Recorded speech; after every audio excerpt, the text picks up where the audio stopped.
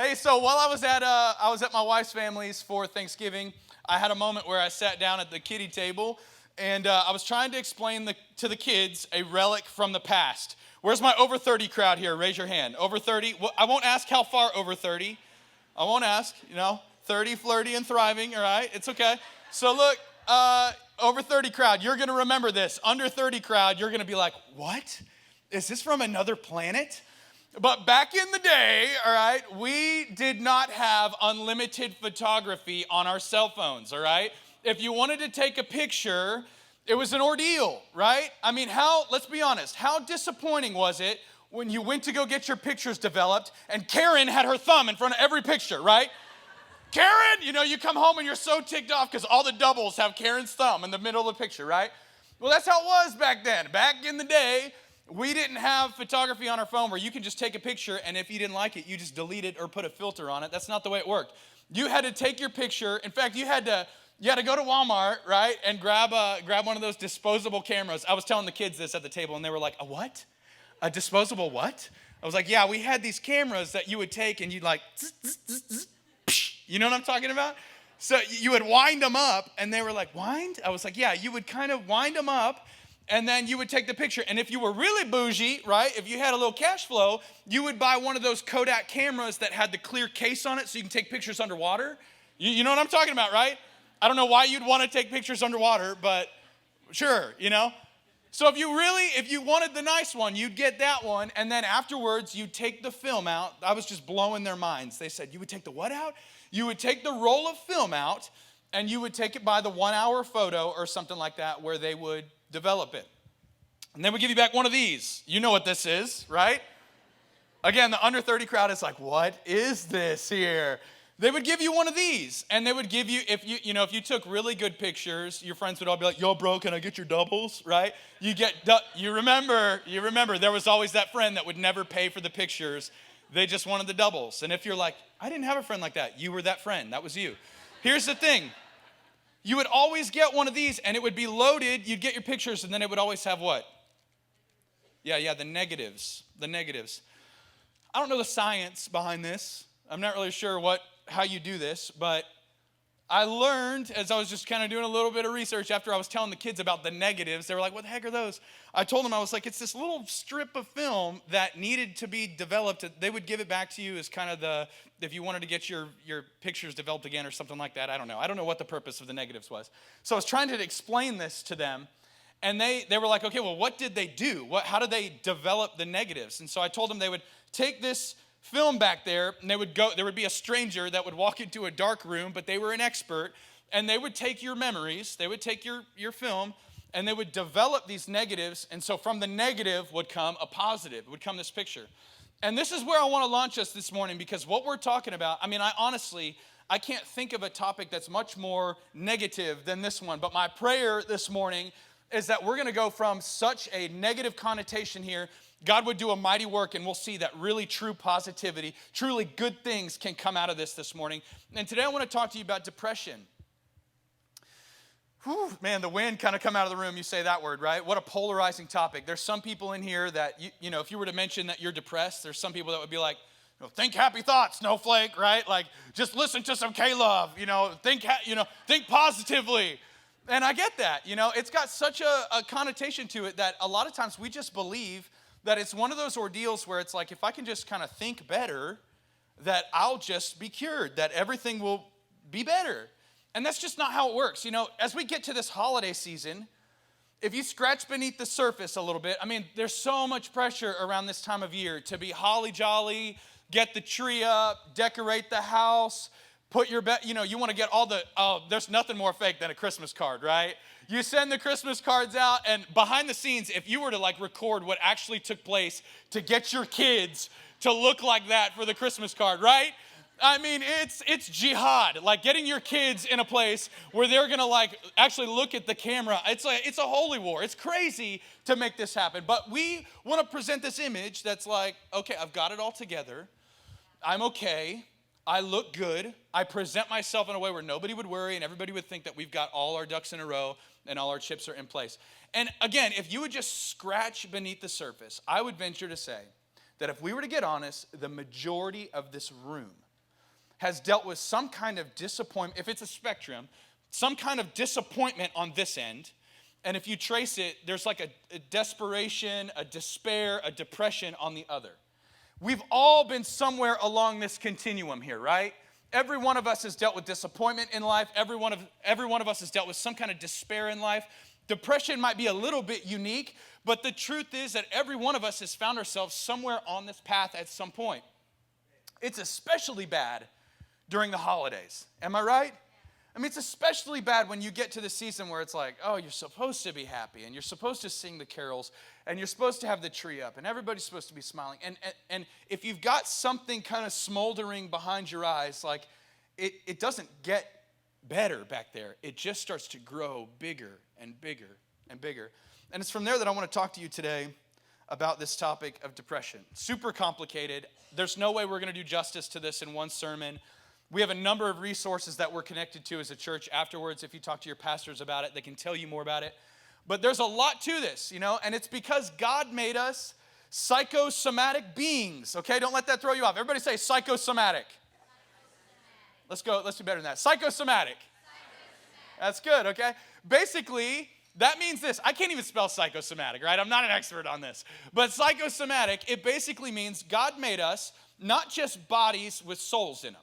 We're not just kind of this temporary housing with this spirit that's walking through, but instead, we are a combination of biology and chemistry. He's made us physical beings with a spirit. We've got emotions. We're all complex and tied up inside. There's so much going on. And I mention this for this reason. Behind any emotion, there's a lot happening here.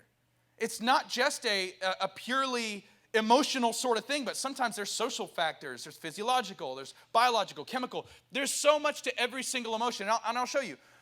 At Thanksgiving, I think my wife, I don't know if she's here, but she'll be in the second service for sure, or the third service. The one thing that just I don't understand about her family, she's got an amazing family, but I don't understand this, is that on Thanksgiving, they wait to eat until 2 p.m. That's my response. I said, what? The first time my wife told me this, they were like, yeah, we're going to have a Thanksgiving lunch at 2 p.m. And I was like, okay, well, what about Thanksgiving dinner? And she was like, oh, you just kind of pick up a plate of leftovers. You can do that at any point. And I was like, man, so we're going to wait till 2 p.m. and then y'all just kind of hit the leftovers after that? I was like, there's got to be some kind of organized meal that happens, right? And so we wait all day. And I'll tell you what, again, I'm thinking to myself, it's noon o'clock, it's getting to be like 1:30, whatever, and I'm thinking, if it's brown, it's going down, but not till 2 p.m. in this town. I'm losing my mind because I'm so hungry, and hunger turns to hanger really fast. You know what I'm saying? Who gets hangry in this place? Glory to God, right? God's wired you like that, where when you need some food, you start getting a little upset. The blood sugar starts dropping. You start making threats in the household, right? Stay away from them green beans. Don't touch, you start letting people know, don't mess with me when you're hungry. And the reason why is because you are not just a spirit with a body, but you've got hunger, you've got biology, you've got needs, you've got this physical part of you that is so wired intricately to who you are. And so maybe you feel physical hunger, and it affects you in an emotional way. It's crazy, but we are psychosomatic beings. One more time, psychosomatic. That's how God made us. That's how he hardwired us. And that's a beautiful, amazing thing, which is what really, really, really confuses me. I want to be clear. I'm not saying that what I experience when I'm hangry is the same as what I experience when I'm depressed. I'm not saying that. I merely bring that up to illustrate there's a lot going on in any emotion. There's a ton going on. When you're happy, when you're sad, when you're depressed, when you're angry, when you're fearful, there's a lot going on. But this is what is just blowing my mind this morning, Kaufman, Sea Life. This is what's blowing my mind, is if we're all in agreement that we are wired in such a way where we're psychosomatic beings, where emotions have something to play, where physicality has something to say, spirituality has something to say. If we are psychosomatic beings, why in the world are we not talking about depression? Why are we not mentioning this as a church? And I'm not talking about Sea Life specifically. I'm talking about the big church, big C as a whole. Why is it that I've heard, and you can too, I can't even count how many messages on anxiety, on loss, on financial burdens, on dealing with lack of hope or lack of desire. I've heard so many sermons on relationships, all these different things. I can count maybe on one hand how many times I've ever heard somebody mention depression. Like a sermon, genuinely, the topic that we dealt with was depression. I don't know if I've ever truly heard it. And yet so many of us are dealing with this. I mean, so many of us are hitting rock bottom right now. We're painting this picture like everything's okay as we send the Christmas cards out. And again, if you're not in a place where you would say, oh, I'm not really dealing with depression, then you can certainly understand what it's like to deal with disappointment. This spectrum here, you know what this is like. This will apply to everybody here in the room. And if it doesn't directly apply specifically with depression to you, certainly you're going to know somebody. And I promise you, if you know a teenager that attends your church, I guarantee you they're walking through this path right now. And here's the reason why. Gen Z, the research that we have right now tells us, Generation Z, that this is the most depressed generation the world has ever seen. Isn't it crazy? I mean, our needs are met. We've got good connections through social media. We never have to be alone. And yet something is missing in this younger generation, and even across the room. Even older, even above 30, 40, 50, 60. It's something at this time of year. We call it the holiday blues, right? Oh, I just got the blues. You know, it's seasonal depression, and that's real. But let's call a spade a spade. Like, it's okay. This is a thing that is more than an emotion, and so many people have dealt with this here. And so what I want to do is I want to just take a moment here to remind us that we're not the only people, that you are not alone in this kind of regard. In fact, the scriptures are littered with this. Do you know, have you heard the name Martin Luther before? You know, he's a famous person in church history. His wife talked about how one night she had to hide all the knives in their home because she thought Martin was going to do something foolish. And he wrote in his journal, he said, "For more than a week, I was close to the gates of death and hell. I trembled constantly. I could find no thoughts of Christ, only of desperation and blasphemy of God." Charles Spurgeon, he was one of the most famous pastors ever. He had a 15,000 member congregation. Not too shabby.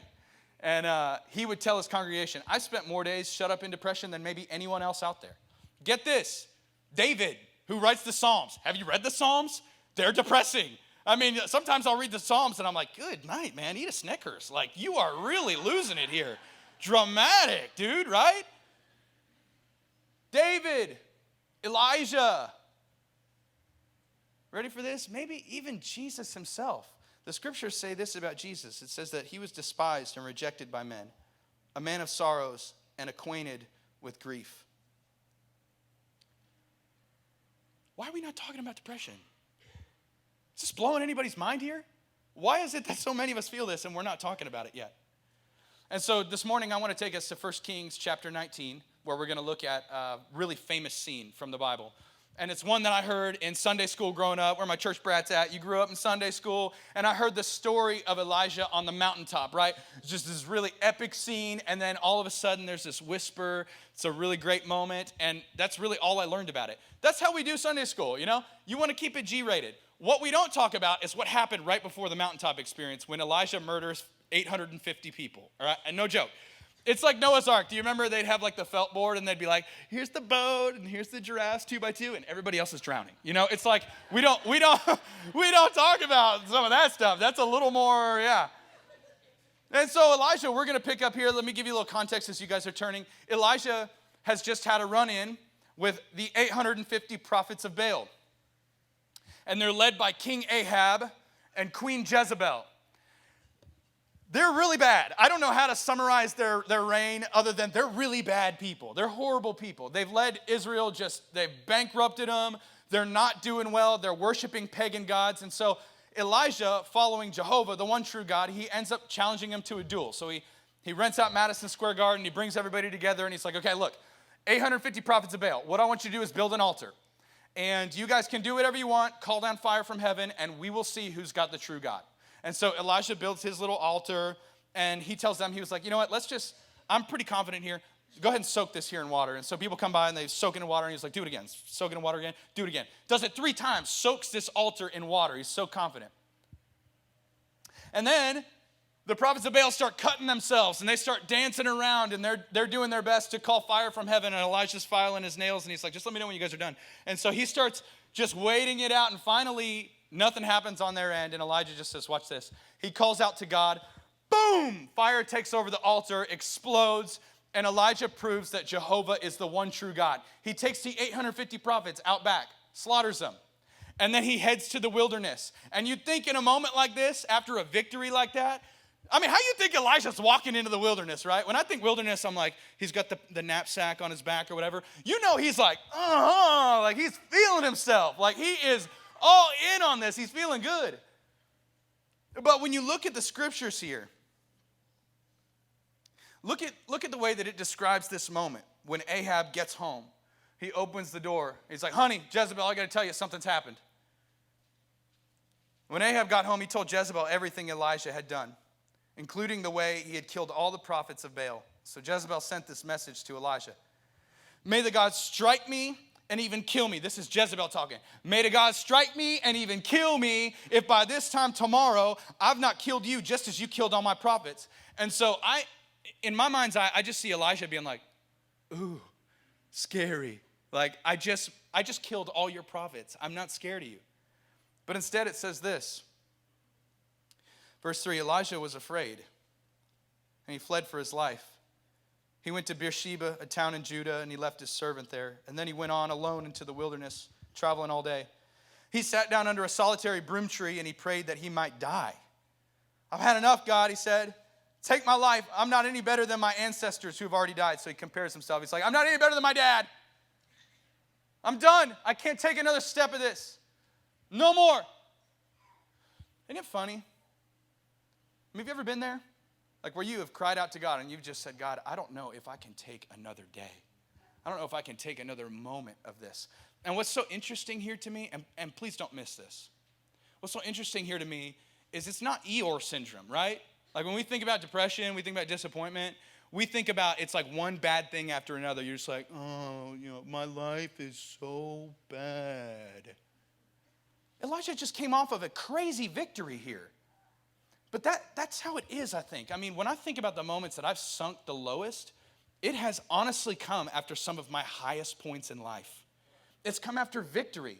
I don't know what the science is behind that. I don't know what the spirituality is behind that. But depression is not a one-size-fits-all.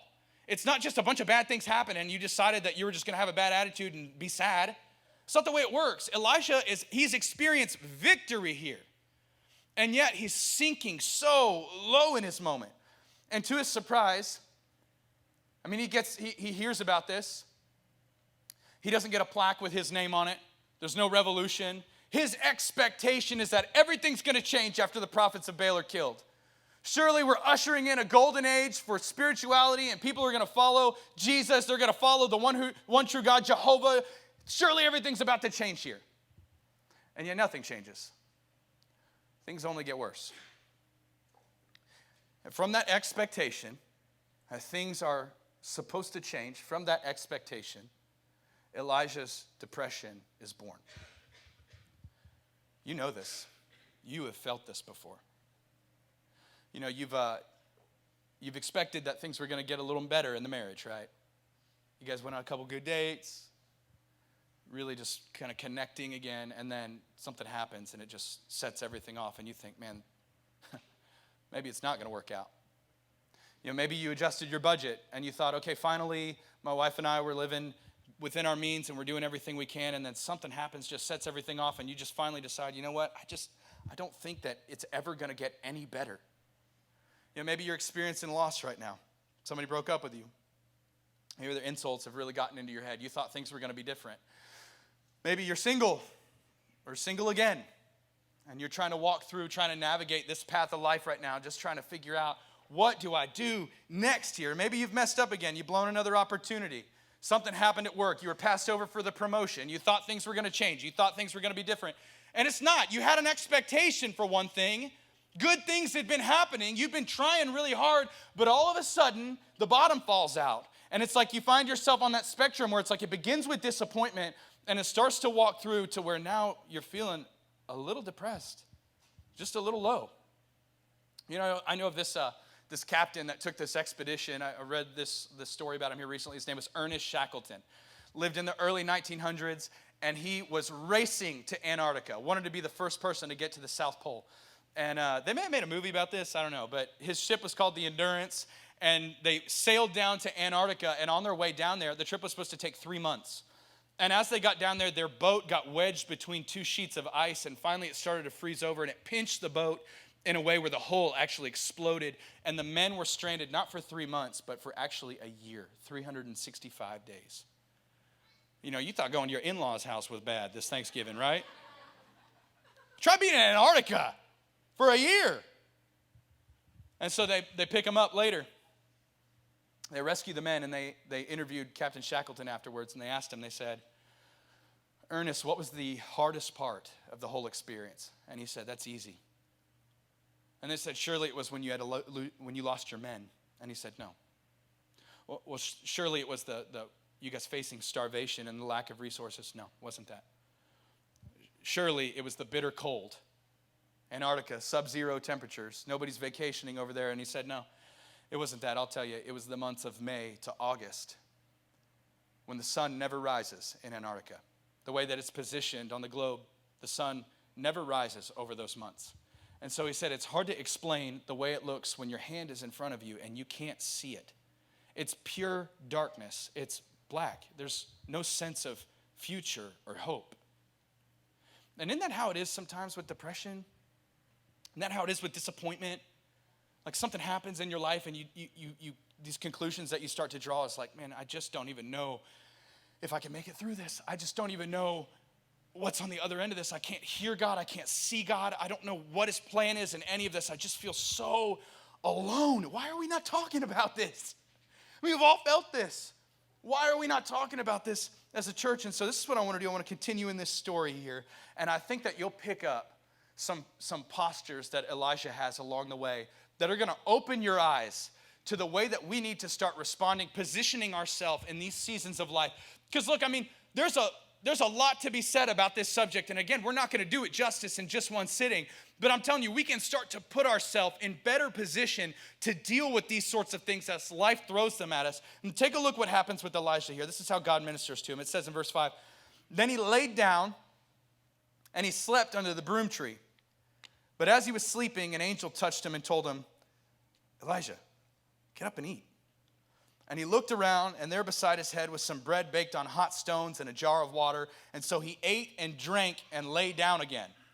Then the angel of the Lord came again. He touched him. He said, wake up, eat some more, or the journey ahead is going to be too much for you. And so he got up, he ate, he drank, and the food he gave him was enough strength for travel for 40 days and 40 nights to Mount Sinai, the mountain of God.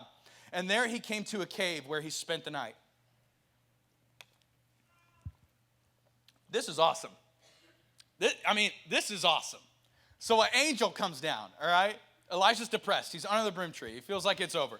So an angel comes down, and the angel says to him, hey, wake up. I brought biscuits. And he's like, from Popeyes? And he's like, yes. And he gets them biscuits out. And then he gets some water out, you know, maybe a gallon of sweet tea from Chick-fil-A. He starts getting all this out, and he starts feeding them. And I don't want to over-spiritualize this, because look at the way that God ministers to Elijah here. He's been burning the candle at both ends. He's tried his hardest. He's done everything he could. Elijah is worn out. Elijah's tired. I mean, really, see, life, let's not over-spiritualize this. Elijah needs a nap. And so this is the way God ministers to him. He comes down and he says, Elijah, you haven't eaten very well. Take this good bread. Let's gain that grain. Here you go. He gives him the good bread, and then he gives him some water, and he says, take a nap. And this is the truth, and this is our first posture here. I don't want you to miss this. Do the next right thing for yourself. You find yourself in a season of life when you are just depressed and sunk and low and disappointed. Do the next right thing for yourself. For some of you, that looks like 1 foot out of the bed in the morning and just learning to take another. For some of you, that means, man, getting back to exercising again. For some of you, that means you've been putting off a vacation for years now. It's time to take it. For some of you, you've been putting off time with your spouse. It's time to reconnect. I mean, do the next right thing for yourself. Put yourself in a position where that psychosomatic being of yourself, that body of yours, that nature of yours, feels at home and it feels in a good rhythm here in the world. Do the next right thing for yourself. That's not rocket science. I mean, that's so practical here. I remember this moment. I was in Atlanta with our next gen team, and my wife and I got a call from the doctor about our little guy Zeke, and I'm in Kaufman, so I got to talk about Zeke, right? And we got a phone call from the doctor that just told us a little bit about how we were gonna have to start taking care of him with his neurological disorder. And we were both just kind of crushed by the news. It was gonna have to be a new normal for us, some things that we were dealing with. And so, I try to play the tough guy in front of my team. I really try hard to not let them know when I'm dealing with something. And so I sent everybody inside. Everybody went in the hotel, and I went out in the parking lot, and I cried like a baby. And I was just crying in the parking lot when Amy Bardis, she's from our Sunnyvale campus, Amy walks out, and I'm like, trying to dry it up, like, oh, I'm fine, Amy walks out, and she's like, are you okay? And I told Amy what we were facing. And I'll never forget this moment. Amy, who has actually walked through really similar things as Megan and I, Amy just simply said, Jeremy, do the next right thing. And I told her, I was like, I don't know what to do. And she said, Jeremy, do the next right thing. Make a phone call. Make a doctor appointment. Get the prescription. Set them up for therapy. Set them up for counseling. Set them up for school. Do the next right thing. We so badly want in this moment, I thought, what would have been good is if the angel came down and was like, Elijah, I brought you a 5-step prayer program for how to not be depressed. Go ahead, get at it. 5 steps. But he doesn't do that. He brings up biscuits, people. Are you serious? We have physical needs. And when you've burnt the candle at both ends, when you've made some poor choices, some poor habits, and you found yourself at a low point in life, it's time to do the next right thing. So the text continues here, and it just says this. The Lord said to him, what are you doing here, Elijah? So he feeds him, he touches him, and then he does something remarkable. Don't miss this. He asks him a question. What are you doing here, Elijah? Elijah replied, I have zealously served the Lord God Almighty, but the people of Israel have broken their covenant with you. They've torn down your altars, and they've killed every one of your prophets. I'm the only one left. And now they're trying to kill me too. Look at how easily why me becomes why God. That's a fine line, right? That's easy to do. Why me becomes why God here really quick. I'm the only one left, God. He puts the resume in front of him. I've done this and I've done that. I'm a good person. Everybody else could forsake you, but here I am, God. Puts the whole resume out in front of him. But here's the thing, and this is what this text tells me.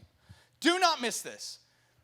I can't figure out for any other reason why God would include this in the Bible.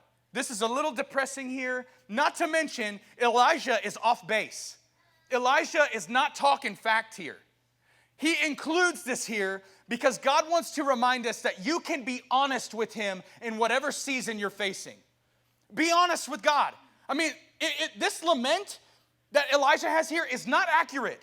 It's honest, but it's not accurate. Look at the way he goes through this here. He says, I've been zealous for you. Well, that's true. Okay, the Israelites have rejected you, God. That's true too. They've killed your prophets. Okay, that's true. I'm the only one left. That's false. God is about to raise up 7,000 other faithful believers. Elisha will come after Elijah. He will be twice as blessed kind of ministry. Not to mention Jesus Christ has not even been born yet. Elijah, you're not alone. It might feel that way, but you're not alone.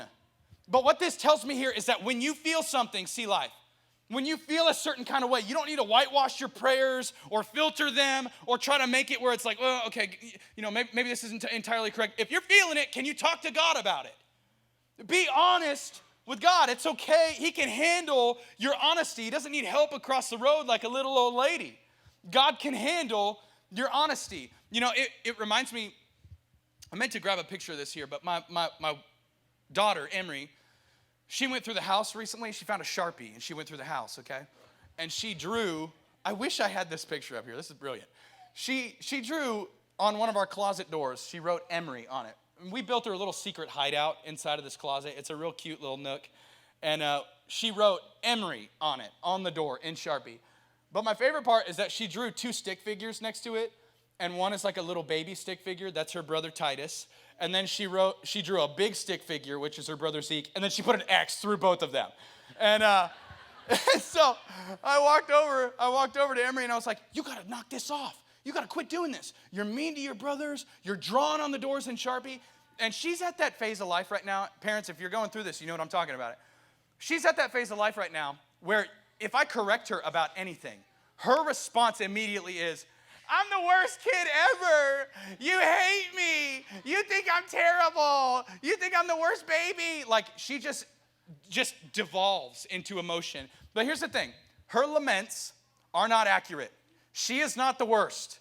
She is not my least favorite child. She's probably my most favorite child.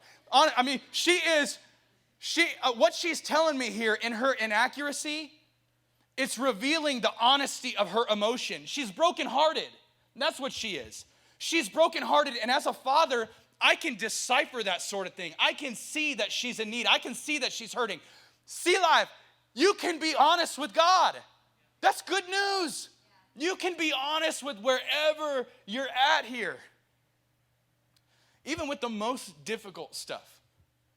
You know, some things in my relationship with Jesus that I've thought for a long time that like I had to keep from him. He's not interested in hearing these sort of things. Isn't this how depression works though? Like the momentum of a few true things ends up leading us to like dangerously false conclusions. Like you have a bad day at work and you just think you're a terrible employee and you're going to get fired. You have a hard day with the kids, mom, and you feel like, oh, I'm the worst mother ever. You know, you step on the scale, the numbers don't read the way you want, and you think, oh, I'm never going to lose the weight. Like, these little setbacks along the way can tell part of the story, but they don't tell the whole story. They're a chapter. That's it. And I went through a little something this past year, and I'm just going to be totally candid here, really unfiltered, just in the nature of this sermon, I guess, but I went through something in August of this past year. Like Elijah, I was coming off just a victory, a huge victory. The youth ministry team, I don't know if you kept up with the youth ministry of the summer, but we baptized over 100 students at camp. Incredible victory. It was amazing. Yeah, you can get excited for that. That's awesome. That's incredible. Baptized over 100 students at camp. And so we set some goals. We sat down and we said to ourselves, okay, where do we want to take this ship moving forward? And so we set a goal and we said we want to average, or we want to reach 500 students on a normal Wednesday night. And so, honestly, God blew our expectations out of the water. We didn't just kind of touch 500 students on a normal Wednesday night. In fact, we have averaged over 500 students all year long. God has been so faithful to bring these students and bring new believers and bring about life change in this student ministry. I'm so thankful. In fact, I would say, and I'm honest to God, I think we have the best student ministry on this side of Dallas, easy. I really believe it. I truly, honest to God, believe it. And so you would think, like Elijah, I was coming off a summer where I was strutting into the unknown, feeling really good. But instead, I kind of hit this point in August after we'd seen a lot of victory and we'd seen a lot of life change. We'd seen a lot of good things. I hit this point where I thought to myself, I just don't know if I can take another step, God. I don't know if I can do this. I don't know if I can handle this. And so, I know this is kind of a common thought for a lot of people, but this was entirely foreign to me. And I was driving home one night. I was on 548. It's a 2-lane road. There's cars coming one direction. I was going in another. And I was just tired. I was so beat. And I was crying out to God, and I was telling him, I just don't know if I can handle another day of this. A couple disappointments had met me along the way. I was a little frustrated with where I was at in this season. And I saw the cars come at me, and I thought to myself, again, this is entirely foreign to me, but I just thought to myself, if somebody wasn't paying attention and they drifted into my lane and we were to collide, I wouldn't have to face tomorrow.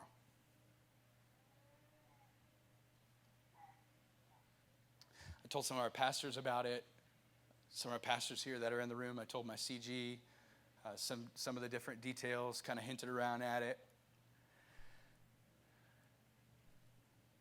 And then I went home and I told my wife that night. I'm a pretty positive person. And I'll never forget her response. She was so gracious. And she just said, Jeremy, I've heard my husband want to quit bad habits. I've heard my husband want to quit jobs. I've never heard my husband want to quit life. And so a week later, I found myself enrolled in counseling, and I was pulling up in the parking lot that morning, and I remember I just said to myself, Jeremy, what are you doing here? What are you doing here? Ironically, it's the same thing that God asks Elijah as the text moves on. And he just says this, go out and stand before me on the mountain, the Lord told him. And as Elijah stood there, the Lord passed by, and a mighty windstorm hit the mountain. It was such a terrible blast that the rocks were torn loose, but the Lord was not in the wind. And after the wind, there was an earthquake, but the Lord was not in the earthquake. And after the earthquake, there was a fire, but the Lord was not in the fire. And after the fire, there was the sound of a gentle whisper. But when Elijah heard it, he wrapped his face in his cloak, and he went out and he stood at the entrance of the cave. And a voice said, what are you doing here, Elijah? What are you doing here? You know, anytime God asks a question, it's not because he needs to know the answer. I mean, I imagine God pretty well knew what Elijah was doing there. Elijah was depressed. Elijah was hurting. Elijah had an expectation for how God was going to show up. Elijah, in fact, wraps his face, anticipating a moment with God, because you know what this mirrors, right?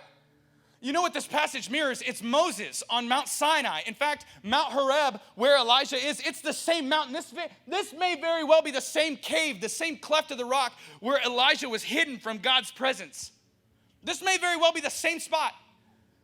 And there's Elijah. He wraps his head because he knows he can't look upon God, but he's read the stories, and he knows God's going to show up, because in the Old Testament, God appeared with fire, and he appeared with earthquake, and he appeared with wind. And so there's Elijah waiting. And there he is behind the rock, and it's so loud.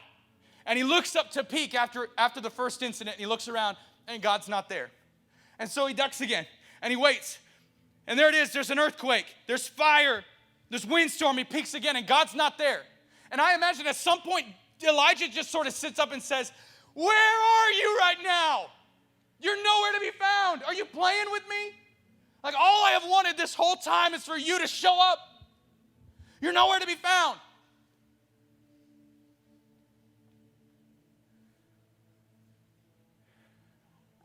And then a whisper. Which every time I read this, I always think, like, God, could you have showed up a little better than that? A whisper? You know, it didn't connect with me. The light didn't come on. You know, I wouldn't exit this season of my life. I wouldn't exit this difficult, just tumultuous season until a Friday night at a football game. And my son, who I've mentioned, just with his neurological tics, he has a problem with loud noises. And sometimes at the dinner table, if we're too loud when we're laughing at something, or sometimes if the radio in the car is too loud, he'll have to cover his ears, and he'll just say, it's too loud, it's too loud, it's too loud.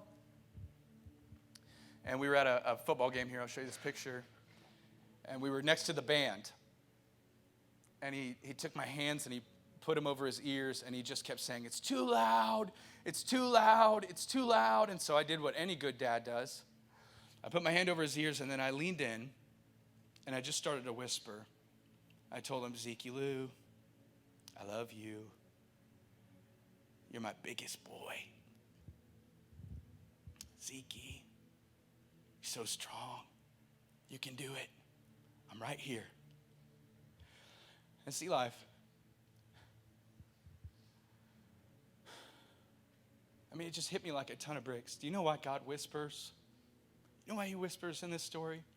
He whispers because he's close. And Elijah the whole time thought God was supposed to show up in fire and earthquake. I mean, he'd seen it before, right?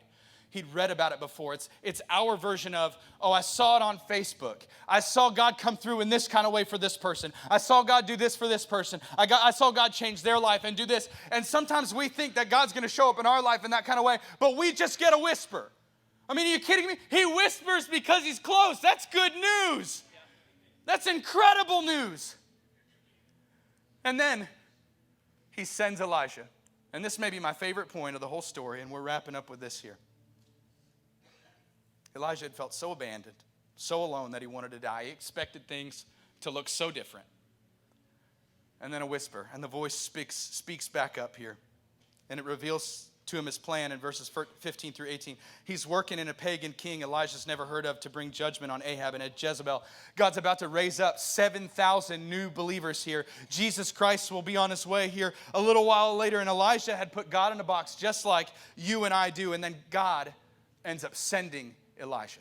Verse 15 just says this. Then the Lord told him, go back the same way you came and travel to the wilderness of Damascus. The whisper tells us that God's close. The whisper tells us that God is going with him.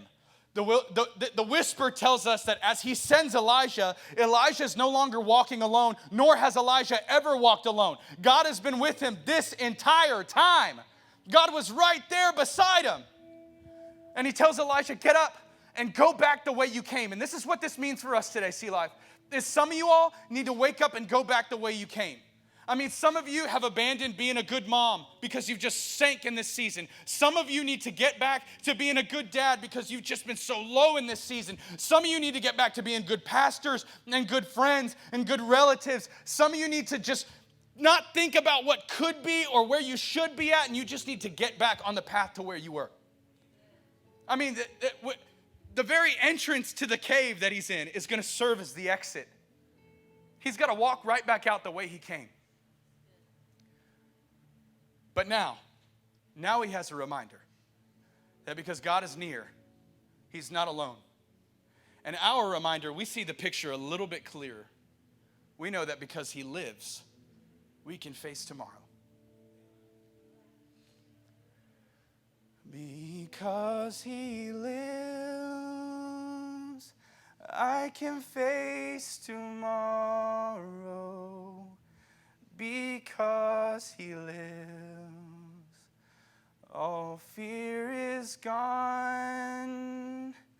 Because I know he holds the future. And life is worth the living just because he lives. He lives. And that's not just good news. That's the best news. Stand with me around this place right now. Let's worship the God who lives.